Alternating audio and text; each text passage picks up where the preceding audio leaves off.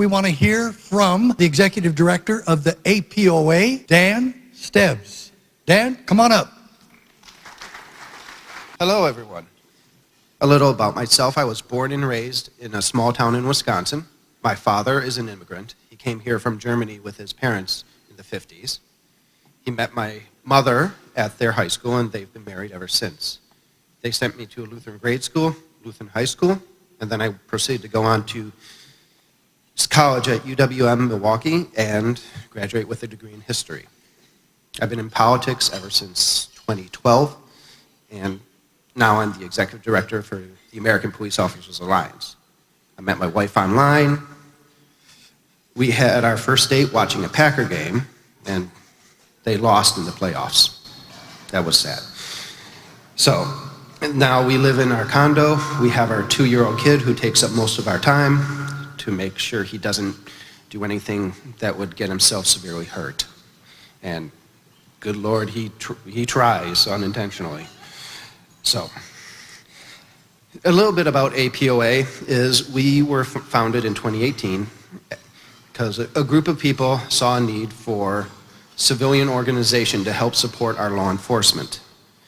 Ever since 2016, our law enforcement have been under attack from the media and being portrayed in such a negative light which affects morale and just general policing in general.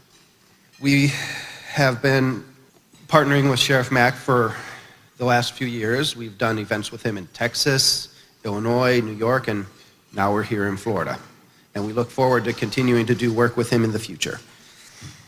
The main topic today I'm going to speak about is the need for constitutional sheriffs and how politicians are using law enforcement to either benefit themselves or just preventing them from doing their jobs. So, as Sheriff Mackin said, the sheriff is the highest ranking law enforcement executive in the county. He's elected by the people and takes the same oath of office that all elected officials take, to swear and protect the Constitution and our civil liberties. Because we are now in an era where, whether it's local, state, or federal governments, are trying to infringe on our rights. And we can all agree that all American citizens in this country deserve to have their rights protected in the Constitution, and that no agency should infringe on those rights. And since the sheriff is elected by the people, that's where he comes in to actually protect our constitutional rights. Now, there are also politicians out there who are using law enforcement to actually benefit themselves or just not support them. My prime example is the super mayor out of Dalton, Illinois, Mayor Tiffany Henyard, where she has been caught using the police as her own personal butler service. She has used them to drive her around throughout the day, have them done errands for her, and this has racked up thousands upon thousands of dollars of overtime for the city of Dalton. And for a small town of 20,000 people, that's a fair amount of money. But on the bright side now, Tiffany Henyard is now under FBI investigation for corruption and for corruption and mismanagement of taxpayer funds. And Dalton even hired Lori Lightfoot to come and actually investigate their funds. And that's, when you're bringing in Lori Lightfoot to investigate your funds, you know it's bad. Now, and there's other prime examples of where law enforcement is just being told you can't do your job. Example, in Milwaukee, we have the Kia boys. They basically go around and steal Kia cars because there's something with the cars that makes them very easy to steal. And side note, the city of Baltimore actually did try to sue Kia because their cars were too easy to steal. I had to double check this story to make sure it wasn't from The Onion. And lo and behold, it was not. It actually did happen. And with this, why should the police officers stop them? Because the vast majority of them get a slap on the wrist. There's even video of one of the Kia boys talking to a reporter and saying, there's basically no consequences. I'll get put in jail for like a month, and then I'll be back on the street, and then he'll do it again. Another example, Minneapolis. They tried to actually pass a ballot measure to where it would have eliminated the police department and replaced it with the Office of Public Safety. Thankfully, that ballot measure failed, and they still have their police department. The other issue is with immigration. A lot of cities, like Denver, they have passed sanctuary city status.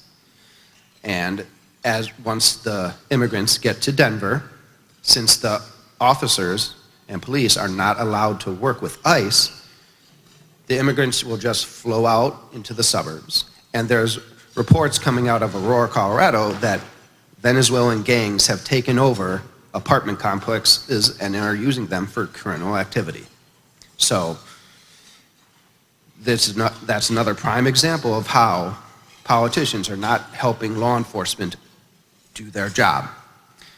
So in conclusion, that is where all of you can come in to help stop this. If you see a constitutional sheriff being elected in your county, help him get elected. Do doors, phone calls, events, help him get elected. If you see a pro-police ballot measure or an anti-police ballot measure, you can vote against it if it's bad or vote for it if it is good. And if you see any legislation that is either pro or anti-police, call your representative and tell them to either support it or not support it.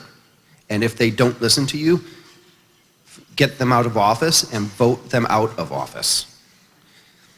And we need to help our police because police morale is at an all-time low. Recruiting numbers are down.